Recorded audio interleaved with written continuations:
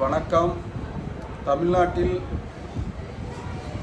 April 23, 2026 தேர்தல் வரவுள்ள நிலையில் தேர்தல் ஆணையம் தேர்தல் நடத்தை விதிமுறைகளை தமிழ்நாட்டில் அமல்படுத்தியுள்ளது.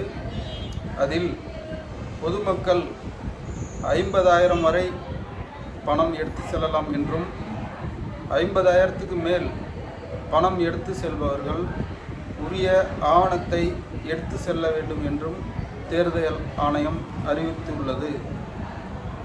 50,000க்கு மேல் பணம் எடுத்து செல்பவர்கள் உரிய ஆவணம் இல்லை என்றால் பணம் பறிமுதல் செய்யப்படும் என்று தேர்தல் ஆணையம் கூறியுள்ளது.